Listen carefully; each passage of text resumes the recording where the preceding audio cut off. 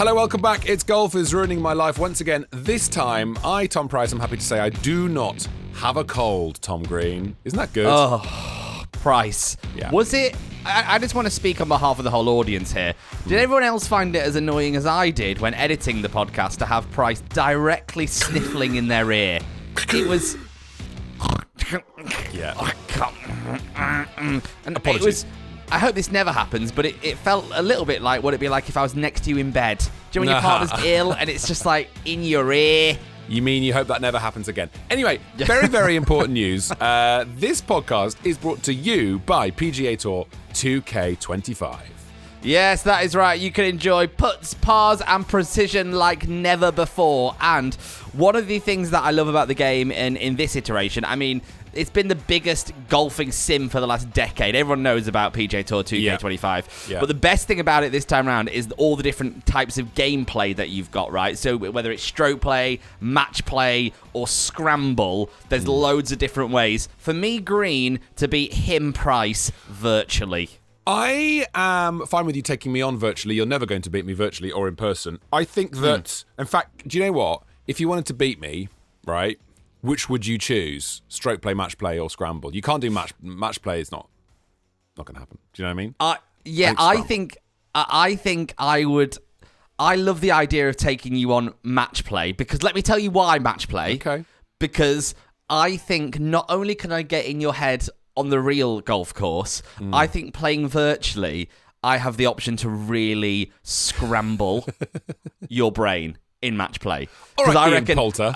Because I reckon technology is going to get in your way and you're going to get angry. I reckon you're going to have internet problems and that's going to make you sad. And I reckon your dogs are going to get in your way. And all these things are going to help me destroy you at match play on PGA Tour 2K25. Yes, the dogs would annoy me for sure. Try PGA Tour 2K25 for free today by downloading the first look on PlayStation 5 and Xbox Series X and S.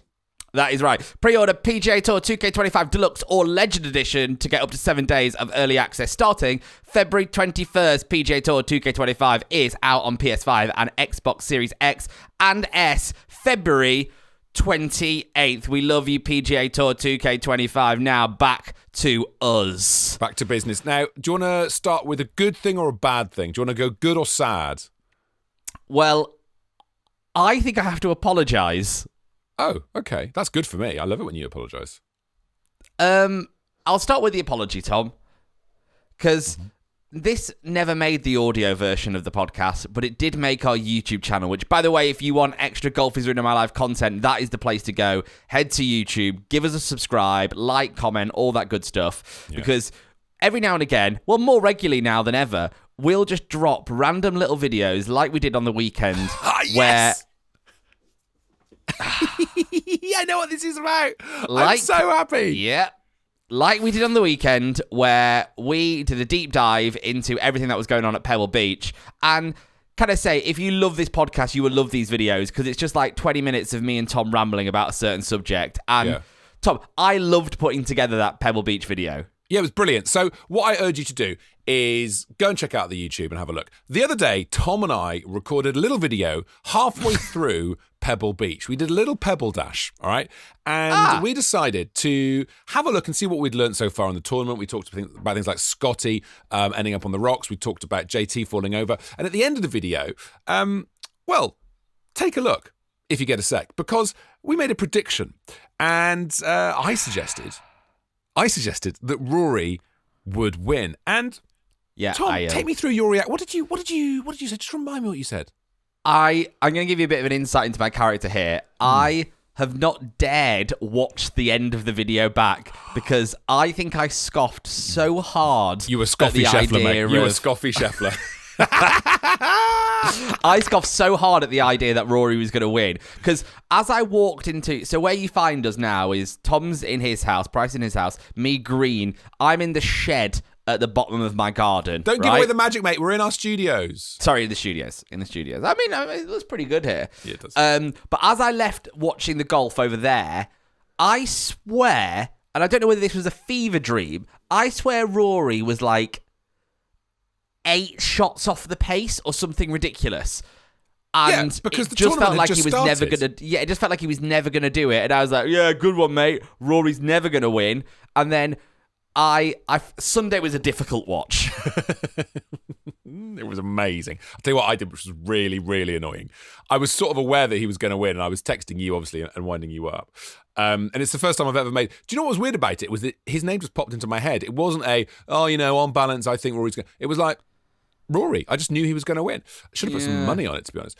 But the moment he eagled whichever hole it was, and he just did it with... He hit a 7-iron in. Do you know what I mean? You know when you eagle with a 7-iron in? That's filth. That's mucky.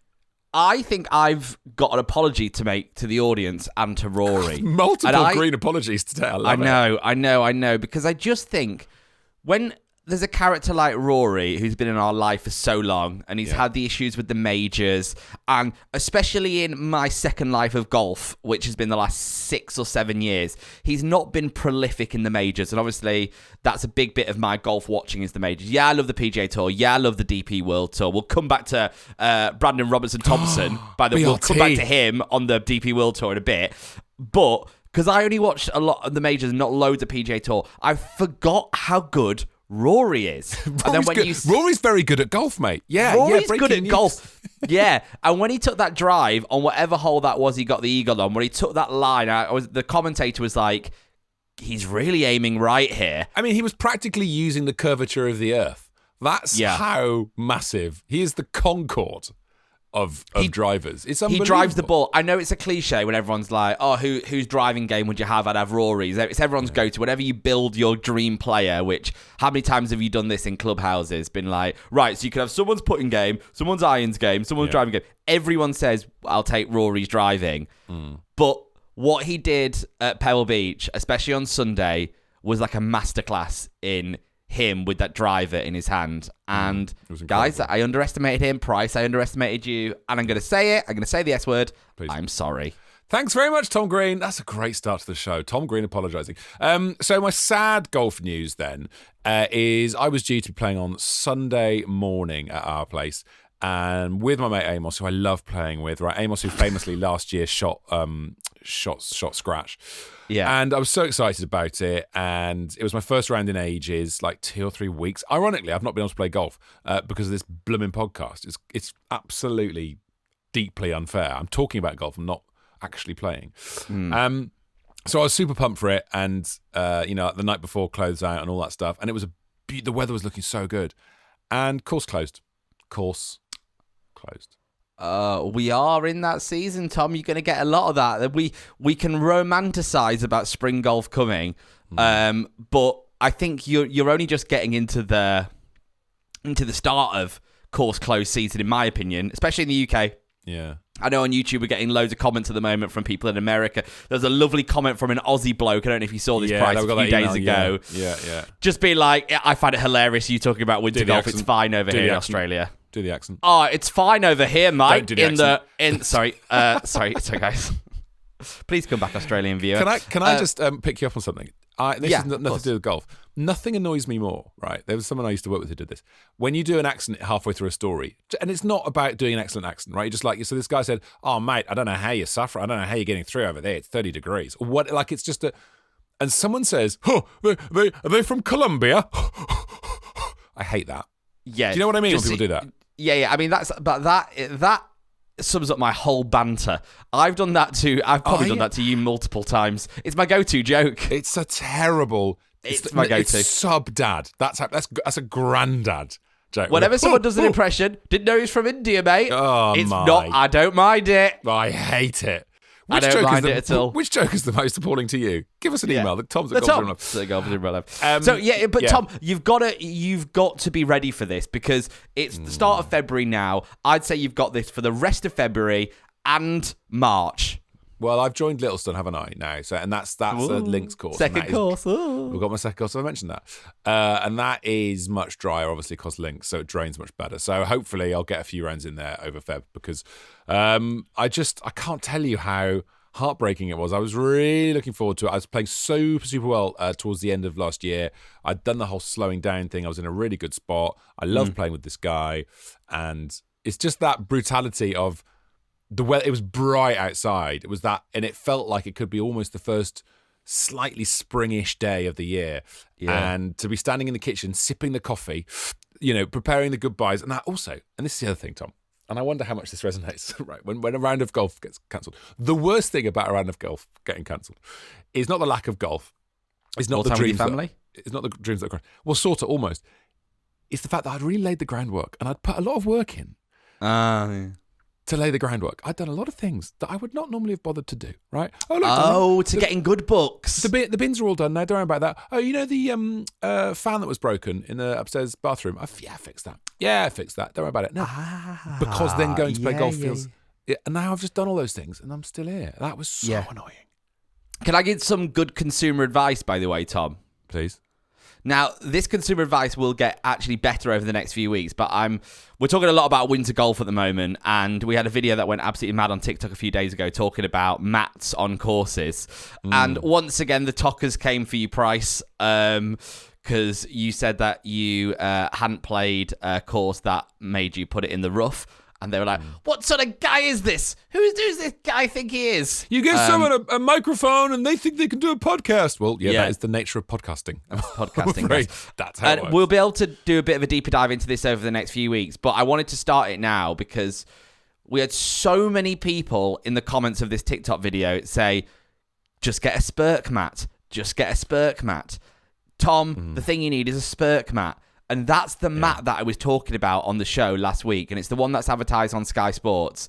And the guys from Spurk Mats, I think I'm saying this right, have got in contact with the show. And they're going to send us a load of Spurk Mats, Tom. So we'll be able to give them a go and sort of talk about them on the podcast and give you guys an actual bit of an in-depth analysis on these things, if they're any good or not. Because it could be a bit of a game changer for winter golf in the UK. That would be amazing. Thanks very much, Spurk. Can they chuck us a few more and we can give some away on the pod? Yeah, I think if we love them, I think it's one of those things that if we really rate them, then we'll try and get some more and try and give you guys, we'll do a little competition to win some Spurk mats because I think it will just make the next couple of months of golf way easier. Spurk, I as much as I love the idea, weird name for a product. I hope they don't mind me saying it. Sounds like someone from Hull telling you their favourite character from Star Trek. I like Spurk. Do you know what I mean? Is that guy from India, mate? There we go. There we go. Oh, you my tee him God. up. Guys, can I just say as well, we're recording this at like 7 o'clock in the morning. I think we peak at this time, Tom. I think we should always record our episodes at this time. It's delirious. It's so early. Do we have time to talk about waste management? We've got about a minute and a half before ads, mate. Just saying, I sound like I'm in the box being a TV producer. Minute and a half till ads, minute and a half till ads. In that case, on the way after the adverts, we'll talk about the fact that it's one of my favourite competitions of the year is starting today. The Phoenix Open, waste management. As I said, the majors are more where I get my golf enjoyment. However, I think because of this podcast and the amount of stuff we're going to be making for our YouTube channel now, I'm going to be watching a lot more PGA Tour, DP World Tour stuff. However, as a sort of normal PGA Tour event, the waste management, I absolutely adore. And it makes me enjoy it even more because I know Price hates it. No, it's... Look. Oh, it's a combination of golf and one of those late-night documentaries about binge drinking, isn't it? It's those two things combined. And if you like mixing your sports with your societal issues... then why not? Let's combine rugby with pothole problems on roads. Like, that's fine. If that's what you want to do, if you want to mix your sport with your problem, then that's what waste management is. I just think it's a waste of time management. There's a good golf tournament in there somewhere, but it's hiding. And I really hope some people agree with me on this. I think they will. I don't think you're going out on a limb here. I think loads of people find it a troublesome event. And anyway, we'll get adverts and we'll come back to this. Yeah, let's do some adverts now, probably for booze to drink while you go, and then you can throw the cans at golfers afterwards. Please never throw a can at a golfer. Don't throw anything, please. Hello, welcome back. This is Golf is Ruining My Life. Now, this podcast is brought to you by our pals at PGA Tour 2K25. That is right, the highest rated sim golf game of the last decade. Tom, I don't know about you, but I'm so buzzed to be working with these guys. It is incredible. And one of my favourite things on the new game this year is I can finally design my own course. Price, Right. how do you think I feel about that? Is it going to be called Greens Temporary Greens? Is that the name of the course? You think I'm going to put hours into designing a course on PGA Tour 2K25? I'm going to put any temporary greens in there? No. I predict there'll be no rough. I predict no rough. A few trees. In fact, I think for you, based on your golf game, right, and you must do this, all right, please promise me you'll do this on PGA Tour 2K25. Every tee is actually placed inside some trees so that you have to hit one of your low squirters out of the trees, because I know how much you love those. Do you know what I do? Because this is the great thing about sim golf, is that I can live all my golfing fantasies that I can't do in real life. I adore a tree-lined sort of alleyway of a tee position. So trees all the way out, very like Woburn. There's a couple of these at Augusta as well. A little tree-lined alley that you've got to just hit a pure one through. All mine would look like that, because the only way I can hit that shot is on the sim. You can hit it in real life. I can. Maybe not all the way to the end. All right, try PGA Tour 2K25 for free today by downloading the first look on PlayStation 5 and Xbox Series X and S. That is right. Pre-order PGA Tour 2K25 Deluxe or Legend Edition to get up to 7 days of early access starting February 21. PGA Tour 2K25 is out on PS5 and Xbox Series X and S February 28. Phoenix Open, Price. Yeah, the Phoenix Open is incoming. And, of course I'll watch it and I'll probably really enjoy it. But it is just like, to be honest, it's only that par 3. Is it the 16th where it just, or maybe it's earlier than that, the 12th? Maybe. It just it's the 16th. I know the one you took, the stadium hole. Yeah, that seems to be, the one where it becomes a kind of a MAGA rally just for one hole. They just sort of dip into frat boys wearing red hats, throwing cans at golfers, and it's just not my jam, guys. I just choose not to enjoy that, and I'm sure all my friends on TikTok will agree with me, and I don't think I'll get any hate at all for suggesting that. You know what? I actually think that I don't think you're in the majority, but I think more people will agree with you on this than you think. The reason that I like it is I think it's different, and I think golf in a different way is really exciting. It's young. As someone who's 30, I look at the golf audience of that event and think, oh, these are all people my age, which is quite cool. Yeah, however, I know they are. I don't know if you heard this in the commentary at Pebble Beach, Tom, but they did say that they are making a concerted effort this year to calm it down. How are they going to do it? They're going to water down the lager? I don't know. Budweiser's going to taste even worse. Yeah. How are they going to calm? Are they going to have those sort of volunteer St John's ambulance stewards walking around like the old guy in The Simpsons, going, "Excuse me, please stop shouting, you the man." I think in the past they might have encouraged the boozing and the frivolities more because they saw it as something really exciting, and especially when the live stuff started and the PGA Tour was desperate for a point of difference. I think they might have embraced the rowdiness of waste management because they were like, we need this, we need to keep young. Yeah. But this is why I also like it is, and I'm not, me on this show, I'm actually not a live hater. But there's certain parts of live that feel like they've been come up with in a boardroom and all of a sudden they're just being made into reality and no one really wants them. Yeah. Whereas the waste management feels like what Liv wanted, but it sort of happened semi-naturally. It's evolved. Yeah. That's true. It has, which is cool. I like that. Yeah. It's true. It's absolutely true. Sorry, I've just had a spark in my brain. You've been talking about Liv and I've just had this sort of sudden pang. I don't know if you ever get this. Do you ever get a John Rahm pang? Having a little Rambo. Sorry, mate. Can I just have a moment? I really miss him. Yeah. I really miss him, and I don't like the fact that he's really taken on his shoulders golf's bad guy. Oh, the leather jacket is just golf's midlife crisis as well. And that's just... Ugh. I don't think he needed to be this person. And no. He's become a live poster boy, obviously, because he was one of their first big signings.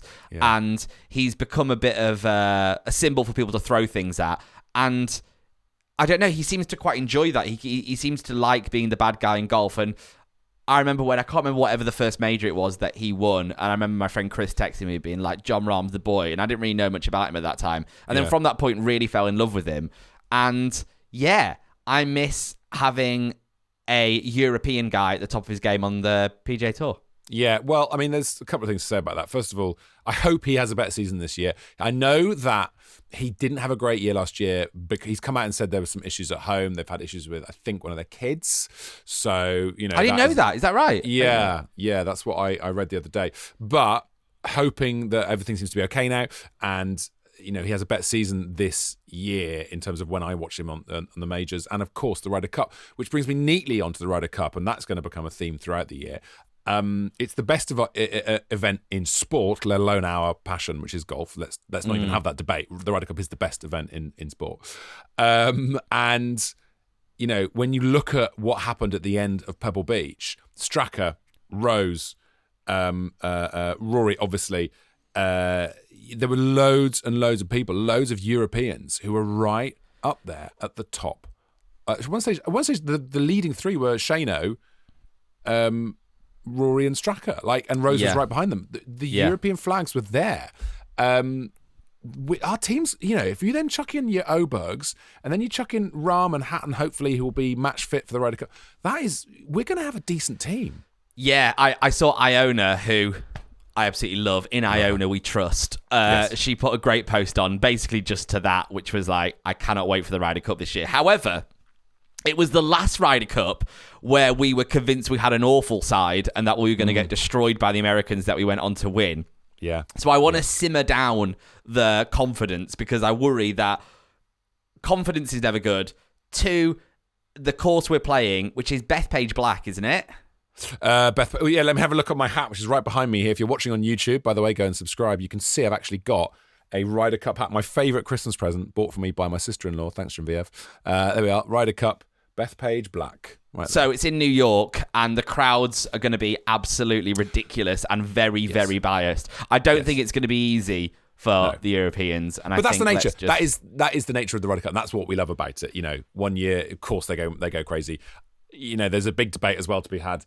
Are the American crowds worse than the European crowds? No, I don't think so. I think they're all as everyone gets it as bad as each other. So that's part of the joy of it. So that's Ryder Cup. That's coming later on this season. The other big event in golf, which is happening very, very soon, and a lot of people my talking Portugal about golf this. trip. No, sorry, don't reflect. It's fine. You're not my Portugal golf trip, or what? When are you doing that?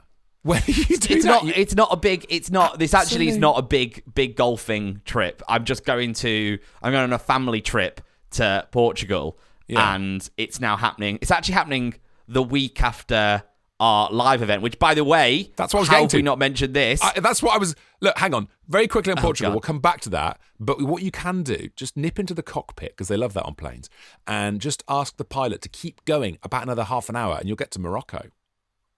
Okay, cool. So, cheers, mate. Yeah. Nice one. All right. That haunts me still. The amount of "Is it Morocco" comments I still get on all my social media platforms is ridiculous. They're coming around. They're getting funnier again. Look, the big golf event of this year, February the 23rd, in association with our friends PGA Tour 2K25. We are holding a pop-up podcast recording live at Pitch at Canary Wharf, the brand new Pitch. There's loads of new indoor golf places called Pitch. They're brilliant. There's loads popping up all around the place. Their brand new one is opening in Canary Wharf, and Tom and I are going to be in there. And we put tickets on sale at the beginning of this week. And there were convos over the weekend where Tom and I were WhatsApping, and I was like, mate, I don't know. I mean, I love our audience and I love the interaction we have. And I honestly thought maybe we'll get 10 away really quickly and that'll be nice. And then they'll drip over the next few weeks and we'll be okay. But I had no idea about what was about to happen. Yeah, when I think about golfing YouTube and golfing influence and stuff, and I'm obsessed by this world. Yeah. I think about the people who have put on live events, and the only person I can think of who's put on a successful live event is Rick Shields, did a podcast thing, and he's golf's biggest influencer, so sort of makes sense. But even then, it was only a couple of hundred people, and then there was a good tournament, but very different to what we do. Obviously, we're a podcast, right? So there was no barometer to work out how much of a success this was going to be, and we can't thank you enough because you sold it out. We sold out on the first day. Genuinely, I could tell you this now because you bought the tickets. No idea what we're going to do. No. Do what I'm gonna do. It does. This is fine. This is fine on YouTube when you're around in your house. This is fine in your headphones when you're off to work. Like, you care about listening about my 7-wood and Tom's rage. Does that work on a platform on stage? Doesn't. Can you bring your 7-wood? Can we have a special 7-wood net? So what's going to happen is, if you've got tickets, well done. If you haven't, I'm really sorry. Maybe we'll try and do another one at some stage. But we're going to have at least a good half hour, maybe a bit more, where people can go and hit balls in the nets. We've got a very, very exciting special guest. Can we tell everyone on here who the special guest is yet, or is that not out? No. Tom, so let me Tom, just you're run all over through the timelines. I'm the king of the admin. This is how this is going to go. Yeah. So in the background, we are talking to the venue about trying to get a handful more tickets. Like, we're not going to get anywhere near as much as that's been released and sold, but we're thinking we might be able to get a couple more tickets. So here's the plan of action. Next Monday on this podcast, we will announce who the special guest is, who's joining us at Pitch on the 23rd.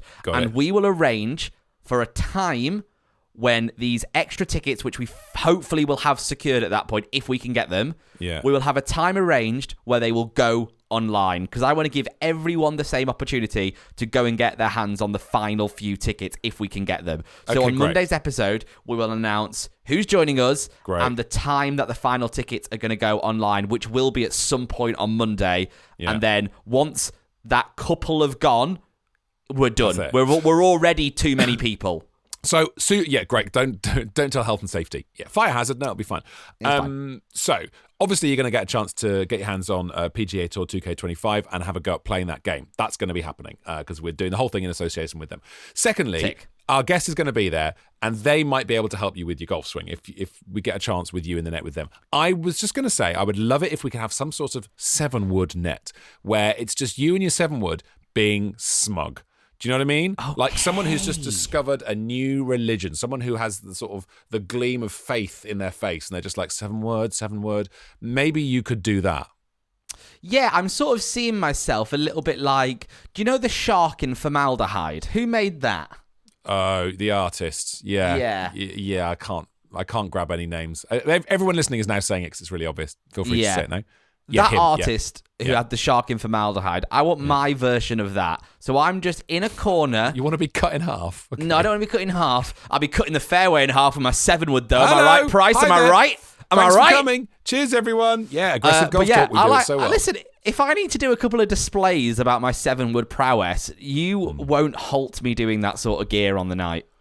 No, it wouldn't surprise me if you do that. I think someone else emailed, which was very sweet, saying, do we bring our clubs? Which is a great question. Yes. I would say you can. I'm not going to, because they do have clubs at Pitch. So you don't really need to.